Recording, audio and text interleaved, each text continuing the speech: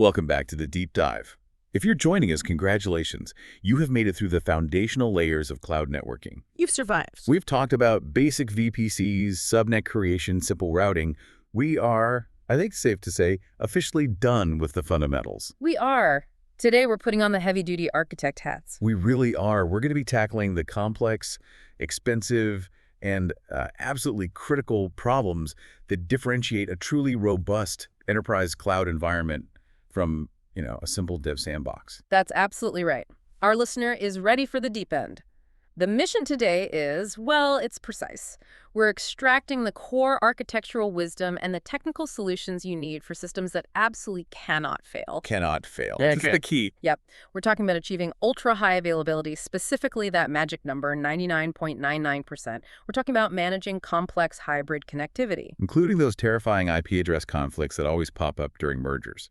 Oh, yes. And structuring multi-project governance. This is really about making you fluent in the language of enterprise resilience and a complex network administration. Okay, so to set the stage for our first big topic, high availability, let's just do a quick recalibration. The virtual private network, or VPN. Before we get into making it redundant, what is its core purpose? Why do we even use it? The fundamental purpose, and the source material is very clear on this, is simple, but it's also profound. It's about establishing a secure communication method. A tunnel. A secure tunnel, exactly. It connects two environments you trust, say, your cloud VPC and your on-prem data center, through an environment you don't fully trust. Which is the public internet. Which is the public internet. It's security, it's privacy, it's encapsulation, all built on top of that global infrastructure. It's effective, but relying on the internet means you're accepting some inherent variability. And when the stakes get higher, our job is to engineer that variability out. That immediately launches us into the world of high availability, or HAVPN. Because in a hybrid world, that connection to the data center isn't just a convenience, right? It's often the lifeline for mission-critical applications. That's the lifeline. When we talk about critical apps, think real-time financial trading. Healthcare systems, 99% uptime just doesn't cut it. Yeah. So what is the precise guarantee of HAVPN that sets it apart from a standard solution? The guarantee is a critical, measurable increase in reliability. It's 99.9% service availability. 4 nines. 4 nines. And achieving that leap from, say, 99.9% to 4 nines requires some significant engineering redundancy. Standard VPNs, they might be highly available, but they don't carry that specific service level agreement, that SLA. Oh, right. HAVPN delivers that specific promise because the redundancy mechanism, it's not optional, it's non-negotiable, and it's integrated right into the deployment process. Okay, let's unpack that mechanism. Yeah. Because that's the architectural difference we really need to focus on. How does the cloud platform actually guarantee that reliability, even if a router failed or a whole path gets congested? It starts with the gateway itself. When you provision an HAVPN gateway, Google Cloud automatically assigns 2 external IP addresses for that gateway. 2, right off the bat. Yep. Not optional, they're just baked in. But the IPs, they're only half the story.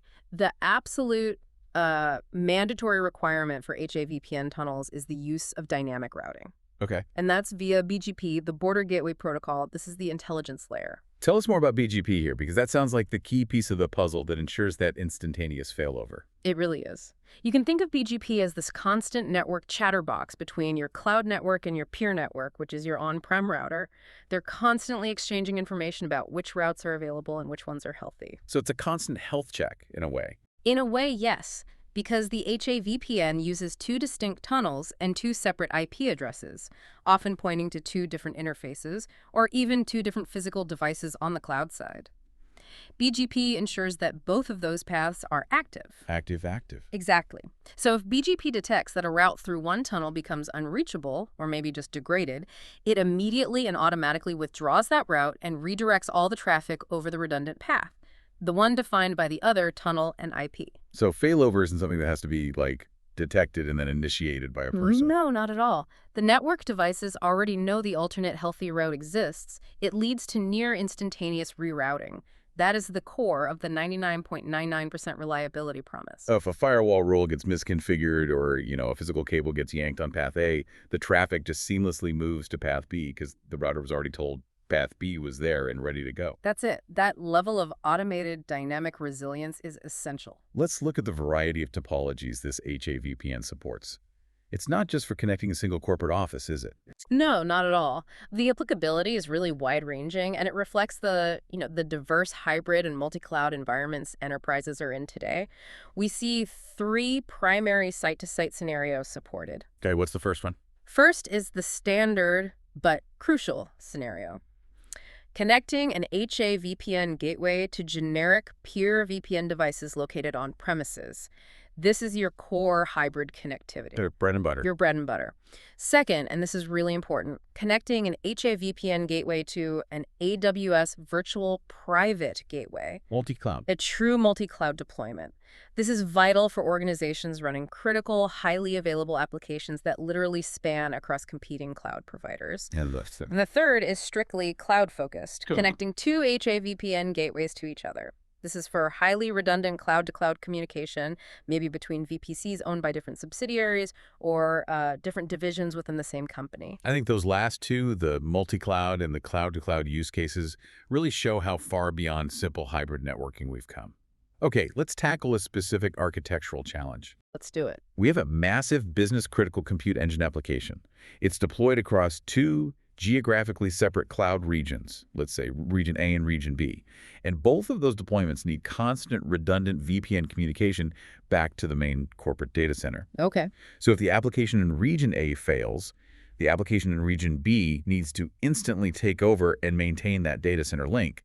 How do we ensure that level of regional resilience?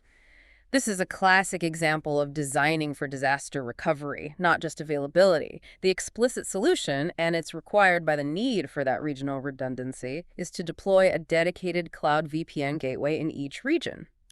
So you wouldn't just rely on the connectivity of region A to serve the application in region B. Absolutely not. The application in, say, US West gets its own redundant set of tunnels back to the data center, and the application in US Central gets its own completely separate redundant set of tunnels. So you're duplicating the entire connectivity solution regionally. You are. This ensures redundancy not just within the tunnels of a single region, but for the entire regional cloud deployment's ability to communicate back to the on-prem systems. That's how you get true regional failover capability. That is absolutely a master-level requirement. You're anticipating a failure that could take out an entire cloud region's gateway.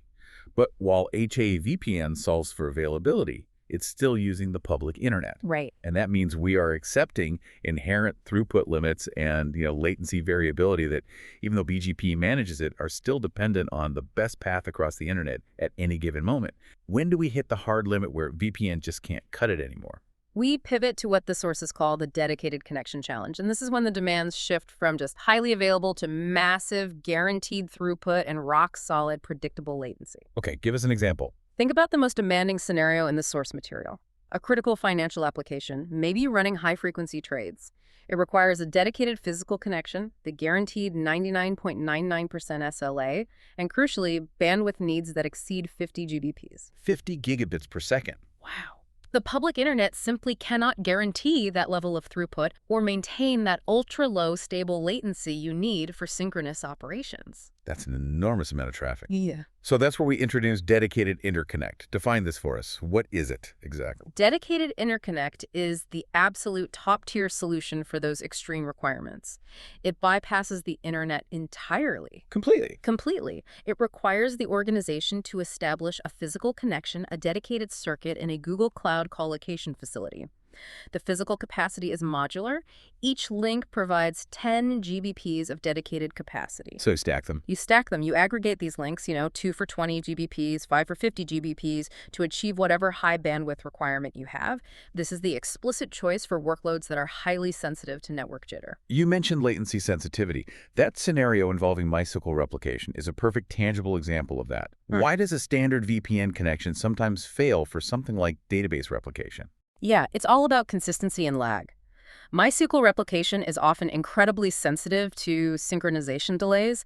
If you run that replication traffic over a VPN that's using the public internet, you're subject to all of the internet's congestion and path changes. Right, the variability we talked about. Exactly. Even small occasional spikes in packet loss or latency, say a 50 millisecond jump, can cause that replication process to stall or fail or just fall significantly behind. And that's data inconsistency, which is a disaster for a database. A total disaster. Dedicated interconnect By providing that consistent, private, low-latency path eliminates that variability.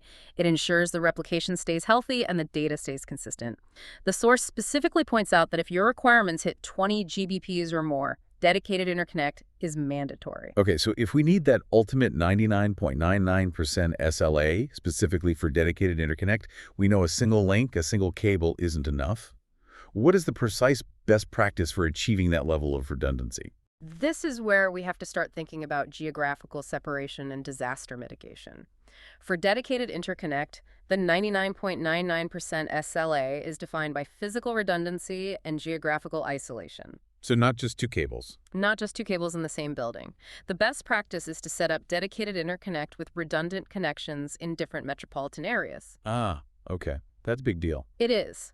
The principle here is defense against regional disasters. If a flood or a massive power failure takes out the colocation facility in Dallas, your connection in Chicago remains fully operational.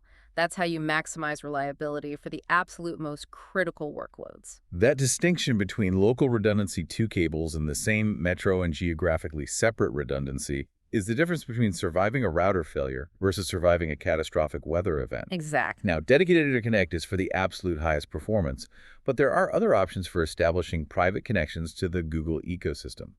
Let's quickly contrast DI with its alternatives, starting with partner interconnect. Right. Partner interconnect is the choice for organizations that still require a private, reliable connection to Google Cloud, but for whatever reason, they cannot meet Google's technical or financial peering requirements. What does that mean practically? Well, maybe they lack the infrastructure in the key colocation facility, or maybe they just don't have the volume of traffic required to qualify for a full dedicated interconnect, so they connect via an authorized service provider partner. So a third party helps make the connection. Yes, and importantly, Partner Interconnect is noted as being useful for reaching not just Google Cloud services, but also other services like Google Workspace and YouTube through that private link. I see. So it's leveraging a third party to gain that private network access. And finally, what about carrier peering?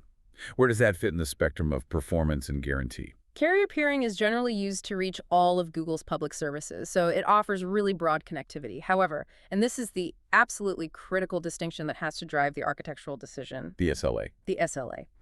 Carrier peering explicitly offers no SLA. Wow. Zero guarantee. Zero.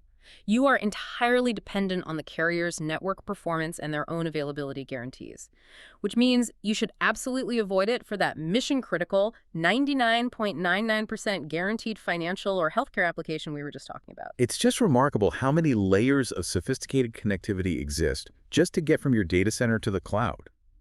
And each one is mapped directly to a business's risk tolerance and performance requirement. That's a great way to put it.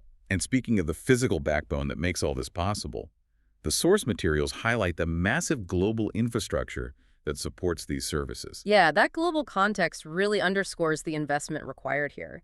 When you commit to something like dedicated interconnect and you expect that level of reliability, you're leveraging a network that is supported by dozens of global colocation facilities and major named subsea cable systems. We're talking about physical, massive assets. We are. Things like the Equiano cable connecting Africa to Europe, the Dunant cable, Grace Hopper, the Faster cable.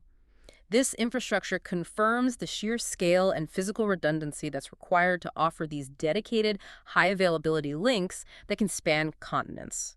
This isn't just software routing. This is world-class physical engineering. Now that we've locked down the secure and resilient physical pipe connecting us to the cloud, let's talk about how large enterprises manage their network inside the cloud. Complex organizations, especially those dealing with regulatory hurdles like HIPAA or PCI, they don't run everything in one monolithic project. They need strict segmentation. Absolutely. And that brings us to our first expert architectural pattern, Shared VPC. Shared VPC is, I would say, the defining architectural pattern when an organization requires strict separation of duties and governance, but also demands centralized, consistent network control. You said it's a governance solution masquerading as a network feature. Yeah. I like that. Let's elaborate on that governance aspect. What problem is this really solving for, say, the enterprise network team? It solves the classic control and compliance conflict. The enterprise networking team, they must have absolute control over the network infrastructure, the subnet definitions, the firewall rules, the routing tables. to ensure that compliance and security standards are met globally. Right. They own the network. They own the network.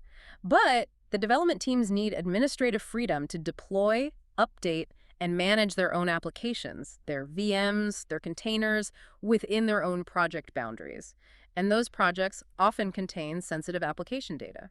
So how does shared VPC achieve that separation while still maintaining that centralized control? It establishes two distinct types of projects. You have the central host project. This is where all the network resources live. The single source of truth for the network. Exactly. The networking team gets the network admin IAM role here, giving them centralized authority over subnets, firewalls, and routes. Then you have the attached service project. And this is where the developers live. This is where the dev teams operate. These service projects are permitted to attach their instances to the subnets in the host project. The dev team gets, say, the compute admin role in their own service project, which means they can manage their VMs and applications, but they cannot touch the shared network infrastructure. That's all managed by the network admin back in the host project. I see the benefit immediately. Total separation of concerns.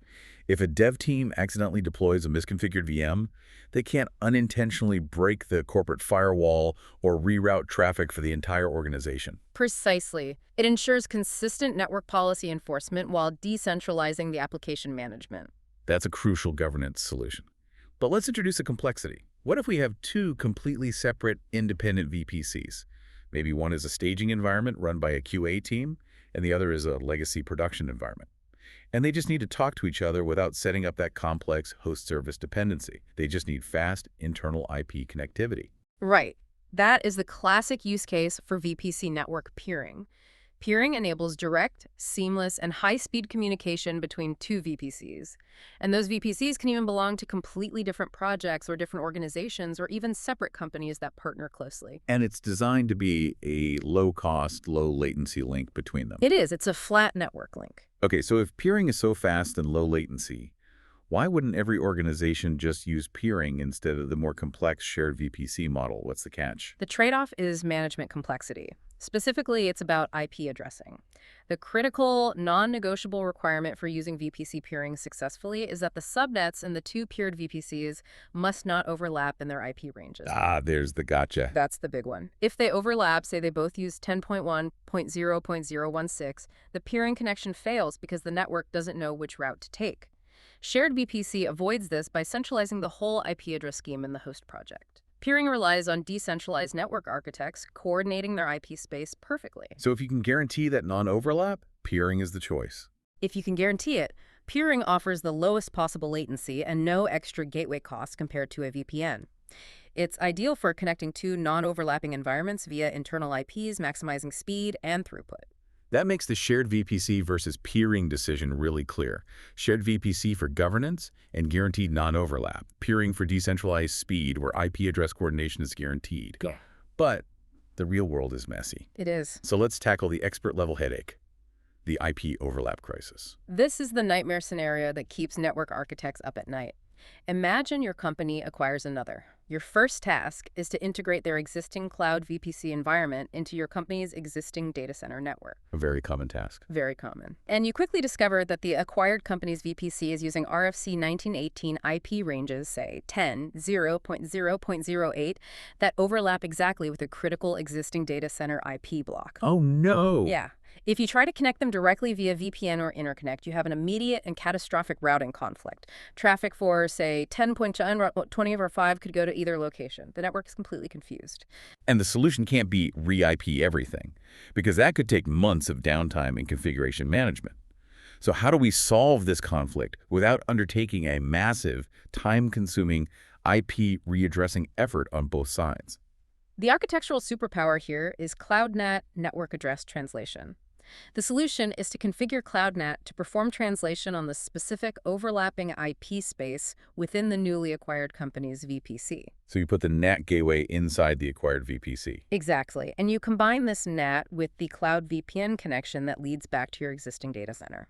Cloud NAT effectively intercepts the traffic that's destined for that overlapping range and translates the source or destination IP addresses to a non-overlapping temporary range before the traffic even hits the VPN tunnel. So Cloud NAT is essentially masking the conflicting private IP range, making the data center think it's talking to a clean, non-conflicting IP space. That's a brilliant architectural use of NAT, which we usually just think of for outbound connections. It is.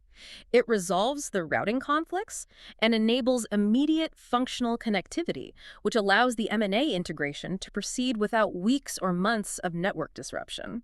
That brings us perfectly to the more classic, yet still essential, use case for Cloud NAT, ensuring secure outbound communication.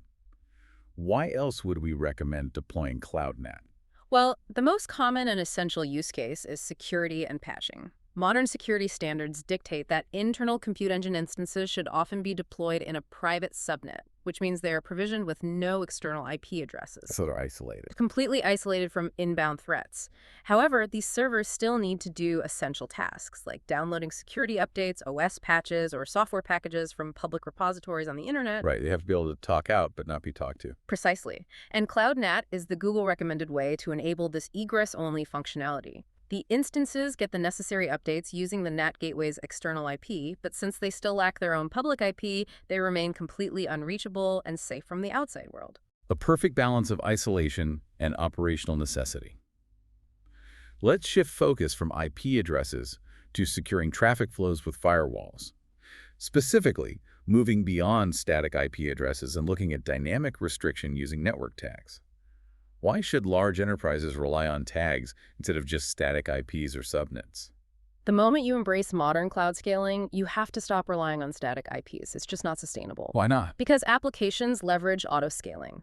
That means VMs are constantly being created and deleted, and their internal IP addresses are always dynamic and ephemeral. If you try to manage firewall rules based on static IP ranges, your rule set instantly becomes fragile and impossible to audit. It's out of date the second you write it. Pretty much.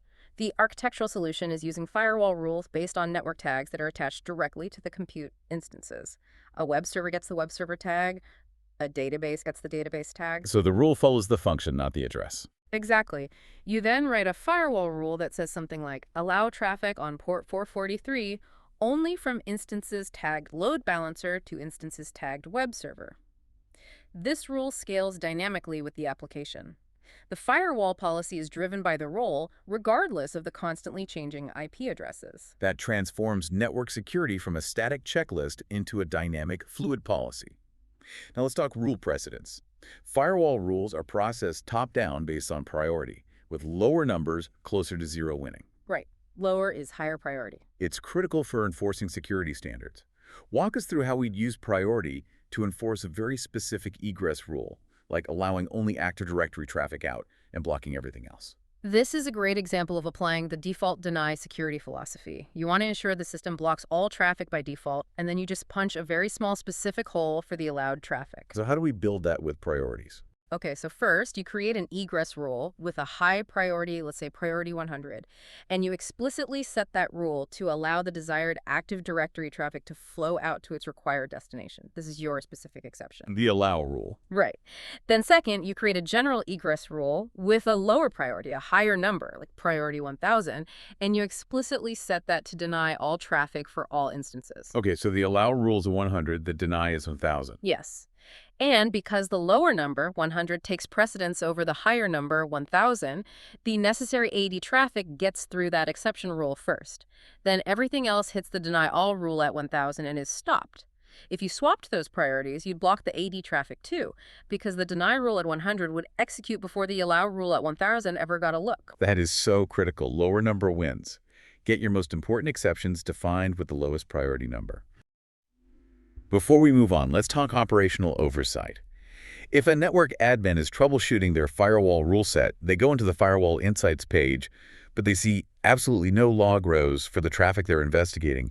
What's the crucial, often overlooked step they missed? It's a classic administrative gotcha. Firewall logging is not enabled by default. Ah, Yeah, and it's often to reduce the sheer volume of data being generated, to evaluate the efficiency of a rule set, to audit traffic, and to actually see those valuable log rows and firewall insights. The user must explicitly enable firewall rules logging for the specific rules they want to monitor and analyze. so if you don't turn it on, it's just silently doing its job. Silently performing the action, but not recording the event details. And finally, let's wrap this section with the highest level of network enforcement, the organization itself. If the company's security policy dictates restricting the use of external IP addresses on all instances across all VPCs to only approved audited instances, a true blanket ban, how do they enforce that centralized mandate? You can't rely on individual project owners or even the network admin alone because those roles can only control things within their specific scope. You need a centralized, preventative organizational control. So you have to go up the hierarchy. You have to. This means leveraging the Google Cloud resource hierarchy and setting an organization policy. Specifically, you apply a constraint on constraints-compute.vm external access. By listing only the approved instances, maybe a handful of jump boxes or specialized servers in the allowed values list, you establish a non-negotiable mandate that applies across every single project and VPC within the organization. It prevents anyone from violating that security posture, even accidentally. We've established the connectivity and the network governance layers. Now let's talk about scaling and maintaining the applications themselves. Modern cloud apps have to handle unpredictable load and automatically recover from failure. This brings us to managed instance groups, or MIGs. Right, and these aren't just collections of VMs, they are engineered for resilience. The source material lists 3 core types. What are they, and how do their use cases differ? So managed instance groups automate the deployment, the scaling, and the healing for large fleets of virtual machines. The 3 types really reflect different persistence needs. Okay, what's the first? First is the standard, a new managed instance group, stateless. This is designed for high-volume, interchangeable workloads. Think stateless web traffic serving or large batch processing jobs.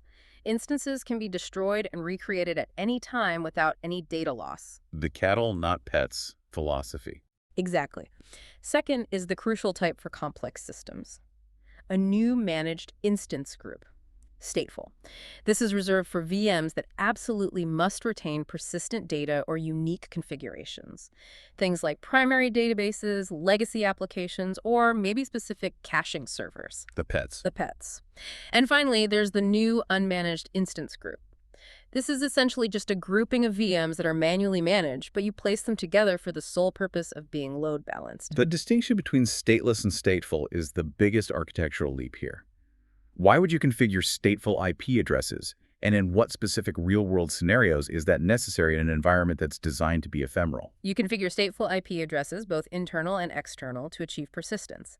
The primary purpose is to preserve the unique state of each MIG VM instance across events that would normally wipe its configuration. Like what kind of events? Yeah, like a machine restart, a full instance recreation, an auto-healing trigger, or an application update. MIGs are designed to destroy and rebuild, so applying a stateful configuration is like selectively turning down the chaos for specific machines. What are the scenarios where this control is non-negotiable? It's vital in several key scenarios. First, configuration dependency. If the application logic or maybe its licensing depends specifically on the assigned internal or external IP address. I see. Second, static access. If the server is accessed by other systems, perhaps a legacy monitoring tool or a third-party partner, that rely on a dedicated static IP. And third, and this is probably the most common, during a cloud migration. For legacy apps. Exactly. Stateful MIGs allow organizations to migrate legacy workloads that rely heavily on static network configs without having to completely redesign the core application logic overnight. The IP address remains static after assignment, fulfilling that legacy requirement while still gaining the benefits of managed scaling and healing. That makes perfect sense. It bridges the gap between old-world static requirements and new-world dynamic scaling. Let's move on to the auto-scaling logic itself. How do these groups dynamically respond to changes in traffic or load, and what variables can we tune? Autoscaling is the core engine that dynamically adds or removes instances based on observed changes in performance metrics. The real power comes from the variety of policies you can apply, which lets you tailor the scaling to the specific needs of the application. What are the options? The source identifies 5 specific applicable auto-scaling signals or policies. First, we can scale based on CPU utilization, which is the classic trigger. You set a target of, say, 60% utilization, and if the average load goes above that, it scales up. Simple enough. What else? We can use load balancing capacity. This is crucial for maximizing the efficiency of the load balancer.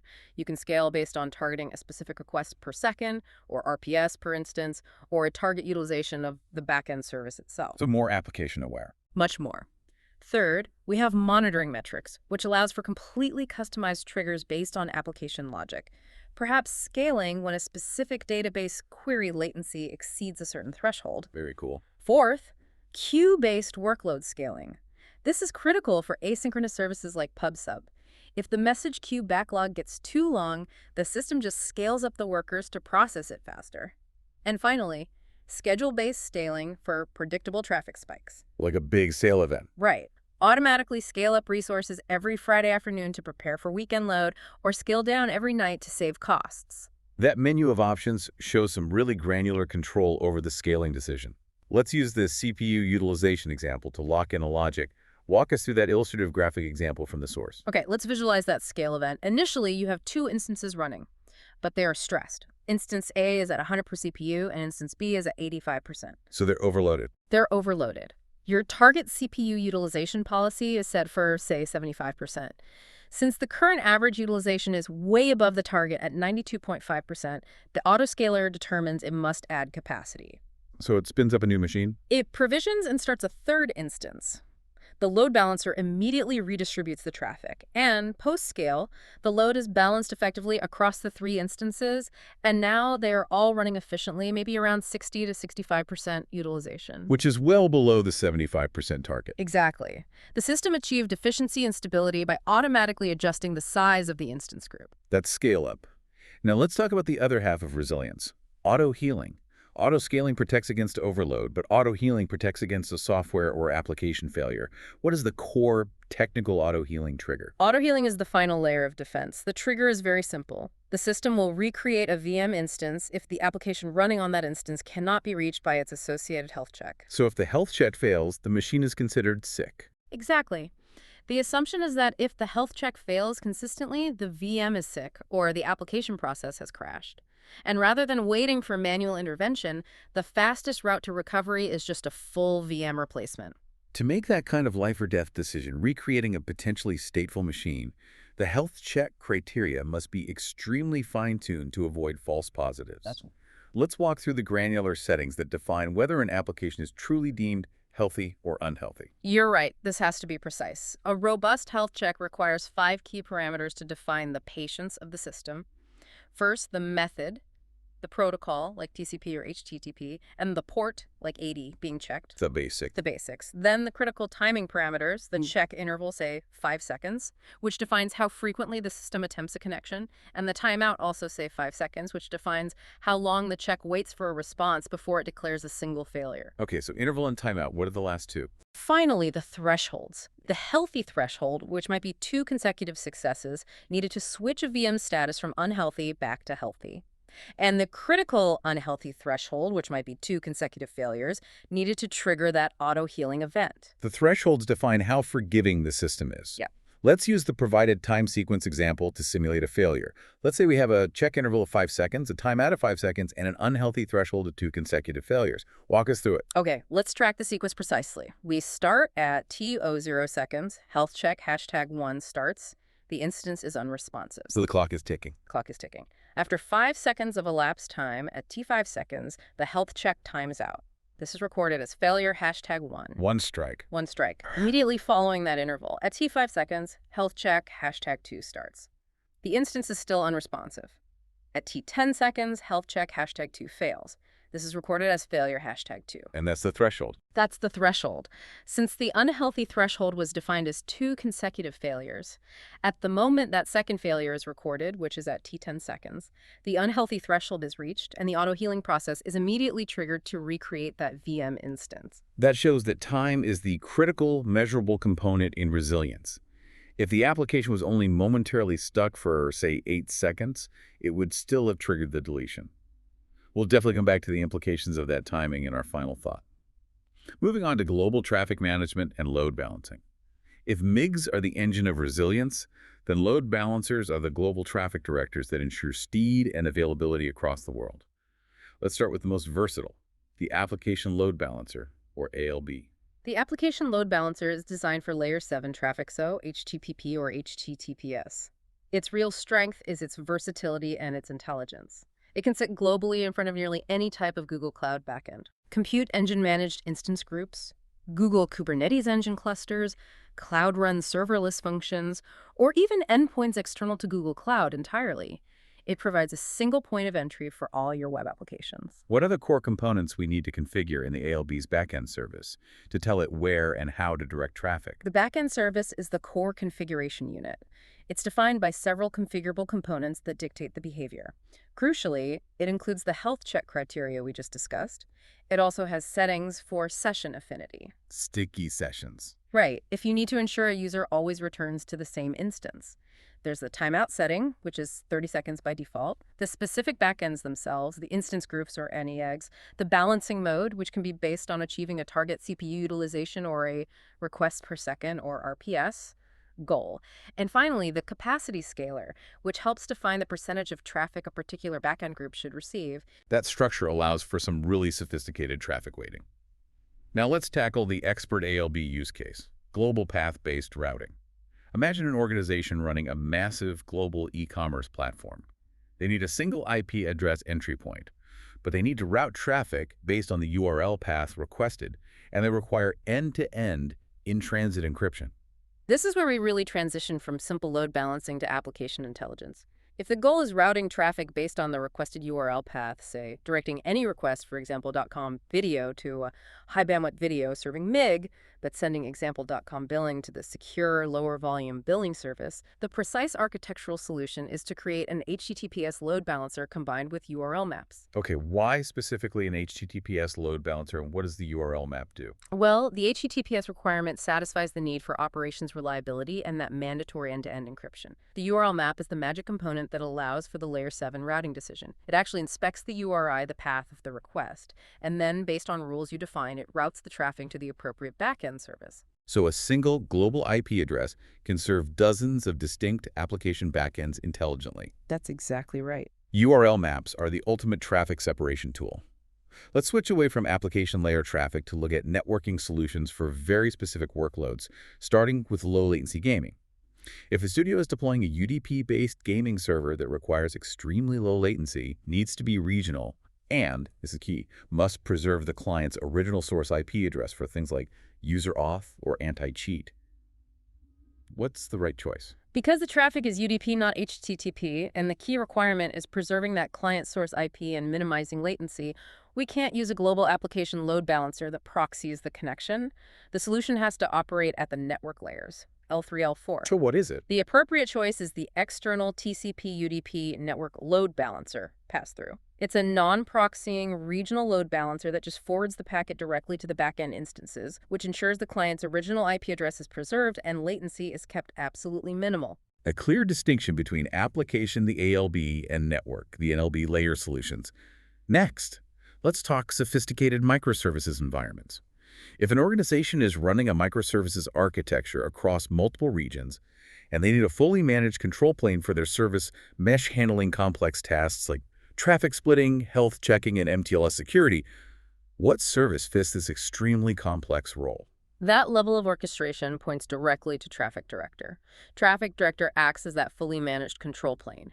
To define the jargon there, the control plane centrally manages the configuration for all your services, and the service mesh is the network infrastructure that allows those services to communicate securely with each other. So Traffic Director is the brain of the service mesh. It is. It lets you manage and configure complex traffic routing policies, like shifting 5% of traffic to a new canary version, and critical security policies like MTLS. MTLS, for our listeners, is Mutual Transport Layer Security. Yes. It means mutual TLS security.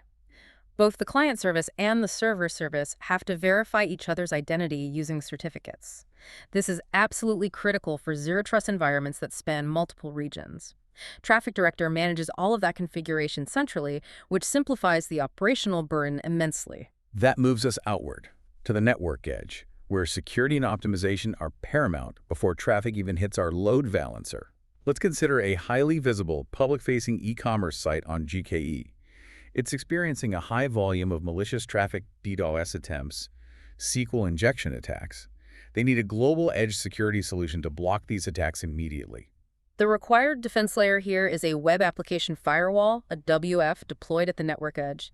The solution is to deploy Cloud Armor attached to a global HTTPS load balancer. What does Cloud Armor do? It provides pre-configured and custom rule sets that filter bad traffic. It blocks common threats like SQL injection and cross-site scripting attempts globally, leveraging Google's massive network scale at the very edge before that malicious traffic ever even reaches your back-end services.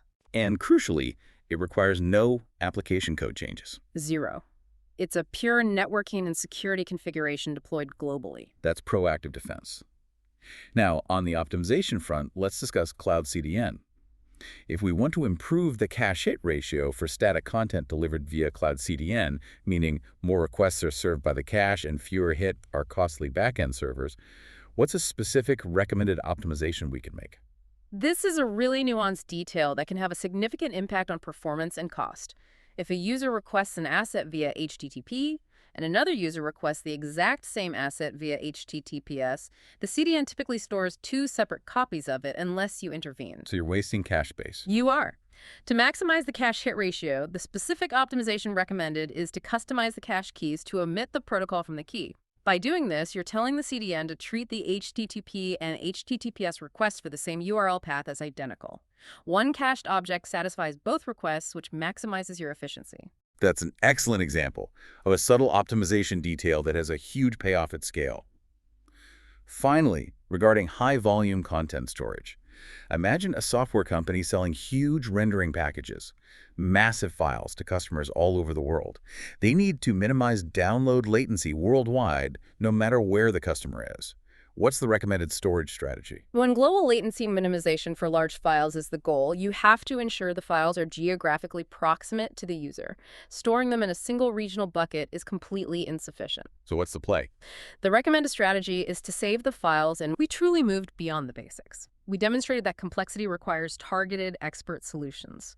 We saw that the 99.99% high availability guarantee is engineered through redundancy, whether it's HA VPN mandating dual IPs and BGP routing, or requiring dedicated interconnect with physical links across different metropolitan areas to mitigate that disaster risk.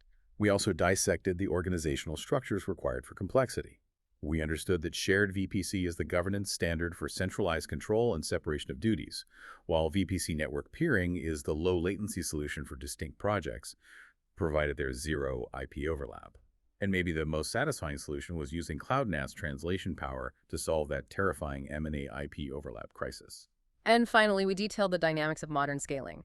The crucial differentiation between stateless and stateful managed instance groups, ensuring that legacy applications can still benefit from auto-healing and scaling without losing their critical static IP addresses. And on the traffic front, leveraging the global intelligent routing of URL maps within an HTTPS load balancer ensures that precise path-based traffic delivery globally. Absolutely. The critical takeaway for you, the architect, is to always match the connectivity solution, whether it's VPN, dedicated interconnect, peering, or NAT, to the exact business requirement. You have to factor in the SLA, the required latency, the cost efficiency, and the necessity to resolve any organizational or IP conflicts. It's a holistic view of network design. It has to be. As we wrap up this deep dive, here's one final provocative thought for you to consider, building on our discussion of auto-healing. We defined the critical time component, showing that an application failure of only 10 seconds could trigger a full VM deletion. Given that temporary network glitches or momentary application hiccups can cause a fleeting health check failure, what advanced configuration or structural protection must be considered to prevent a cascade of unnecessary VM recreations and deletions based purely on those fast-acting health check criteria, the check interval, the timeout, and the consecutive failure threshold? Right. Think about how aggressively configured thresholds might unintentionally undermine true reliability if that failure window is too short for a transient network issue to just resolve itself. That points to the necessary complexity when you're balancing the speed of recovery against the risk of a premature disruptive replacement. A fascinating area to explore as you continue to build out truly resilient systems. It is. Thank you for joining us for the deep dive. We'll see you next time.